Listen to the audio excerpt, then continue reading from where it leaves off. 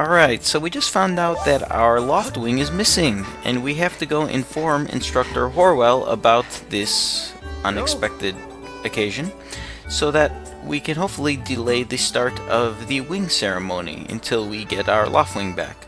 So run on over and talk to him, and I like this joke he makes here. It's awful, it's really bad.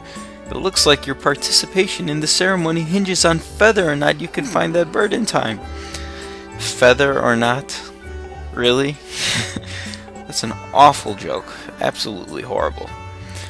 But anyway, talk to him and, well, let's go look for our Loftwing. So just jump down here and let's make our way over to the Plaza of Scylla. This is one of the main areas that we're going to come back to quite often in the quest. Along the way, though, you'll get cut off by this little boy over here. And he teaches you how to dash and roll.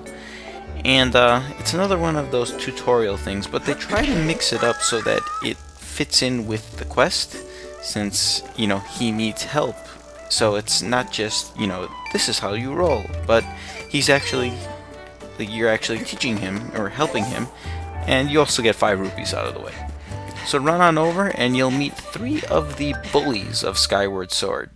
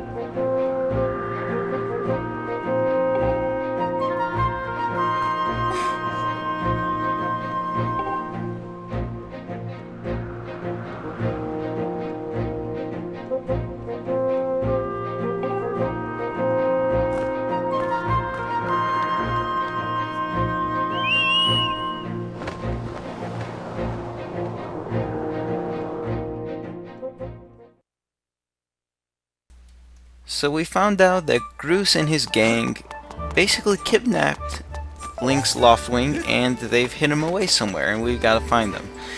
Groose, he's basically just this huge jerk. I really didn't like him early on in the quest. He's just giving Link such a hard time, and I know some reviewers and previewers, they were calling Groose the Biff Tannen of the Zelda series of Skyward Sword. Biff Tannen was the the villain in the Back to the Future movies back in the 80s, and I could see the resemblance. How he's just picking on everybody, and he's just this jerk. But anyway, let's make our way back over to the Knight Academy. And if you jump down to this area below, you will find Fledge along with one of the other characters from the Knight Academy, Pippet. Pippet is actually a year older. He's a graduate, as you can tell, because he's wearing one of the tunics that the graduates get, and we learn about that a little bit later. But we find out that Fledge actually already knew about this incident with Groose.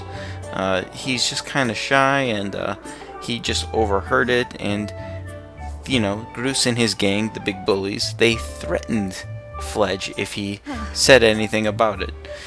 And this sort of irons out Fledge's character early on. He can be easily bullied and manipulated, and he's always trying to avoid trouble, and always trying to be, I don't know, he's kind of a weakling. He doesn't have much courage. He's sort of the complete opposite of what Link is. But as we will find out later on in the quest, his character sort of evolves as the game goes on. But we did find out that the Waterfall is the next location, and that's located at the east end of Skyloft. Luckily, Pippet will mark it on your map for you, and of course that gives you the instructional know-how of how to use the map. And of course it'll be beeping and beeping until you actually press something. Anyway, enter the nearby building, which is the Sparring Hall. Another thing that's become a regular portion of Zelda games at the beginning. In this case, we have Aegis. Aegis is basically the knight commander here. He will teach you how to use your sword. Again, this is pretty much the same thing we got in the Wind Waker on Outset Island. Oshus does the same thing on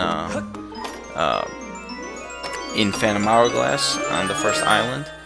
So it's basically in a tutorial. It's a little more necessary in Skyward Sword given the nature of the Wii Motion Plus controls.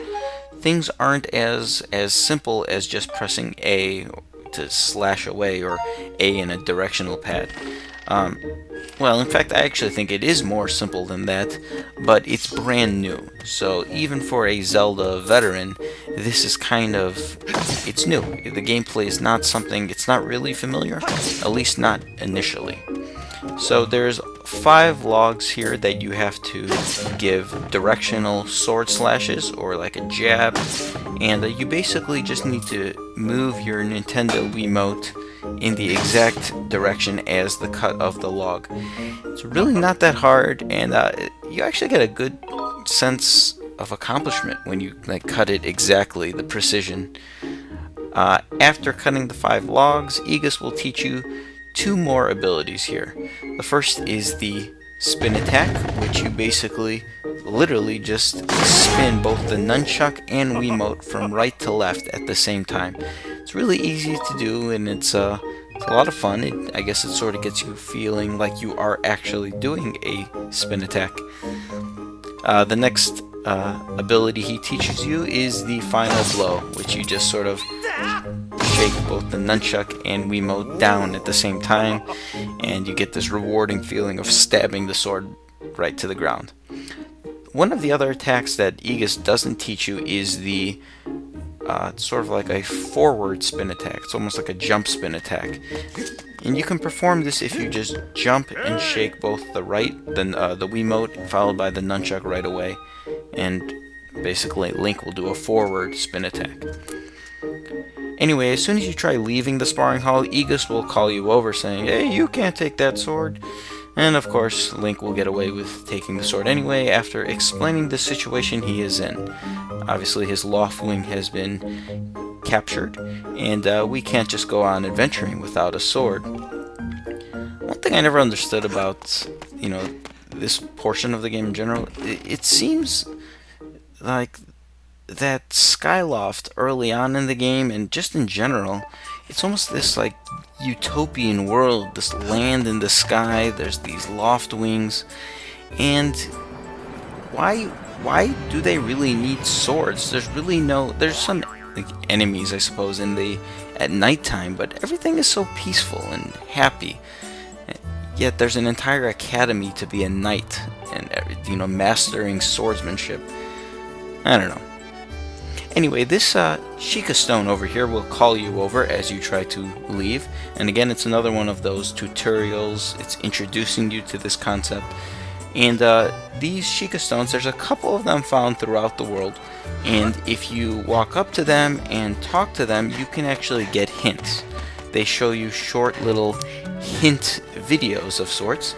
And this was an idea that was first introduced with the remake of Ocarina of Time on the Nintendo 3DS. And it's basically an in-game video walkthrough of sorts. Not really a full video walkthrough, but just little clips. So if you ever get stuck in your quest, you can just return to the Chica Stone, and you can play the little clip, and you can just see what you have to do. It's pretty good. The first time I played through the game, I actually used it once, and I'll talk about that when I get to it. Turns out it was an incredibly stupid thing I was missing, but hey, I needed it, I guess. So here is the Waterfall Cave, or the spot on the map, and Link has a vision of his Loftwing being captured. Anyway, pull out your sword and you can cut through these little logs, and go ahead, and once you've cut through them, enter the Waterfall Cave.